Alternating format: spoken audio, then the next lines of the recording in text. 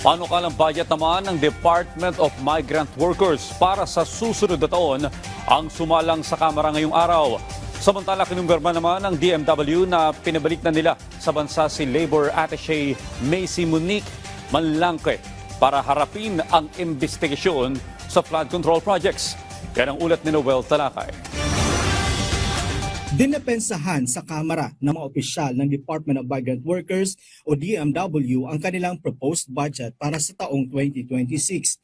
Ilan sa mga naging katanungan ng ilang mambabatas ng lower house ay ang mga binabayaran ng mga overseas Filipino workers o OFW bago makalabas ng bansa. Sagot naman ni Migrant Workers Secretary Hans Leo Kakdak, placement fee ang ilan sa mga binabayaran ng mga OFW.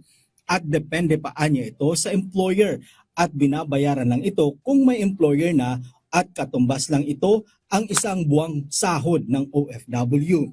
Paliwanag pa ni Kakdak, ito ay para sa serbisyo ng recruitment agency ng OFW.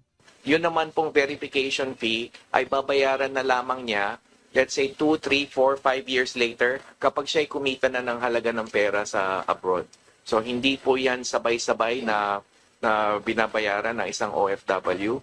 Napag-usapan din sa nasabing pagdinig ang pagsugpo ng ahensya laban sa mga illegal recruiters sa bansa. Yung napasara po natin sa ngayon ay 29, which is a record for us kasi usually pumapalo ng 10 to 15 in a year. But at this stage, in September, 29 na po ang napasara natin illegal recruitment establishments. And then of course, meron din tayong mga cases filed against brokers.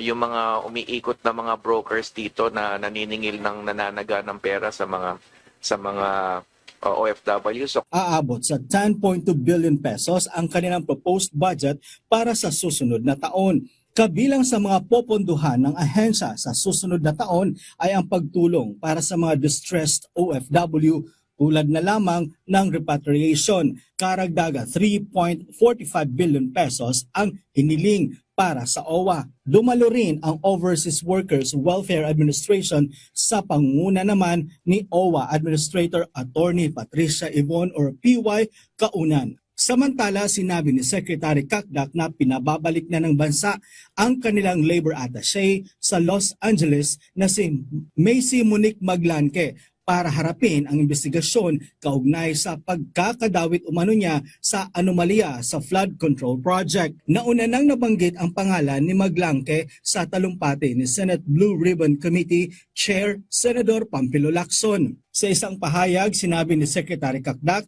kailangan harapin mismo ni Manlangke ang nasabing investigasyon. Dagdag pa ni Kakdak na tungkulin nilang sundin ang proseso sa nasabing usapin at sumunod sa utos ni Pangulong Ferdinand R. Marcos Jr. na panagutin ang sinumang sangkot sa korupsyon.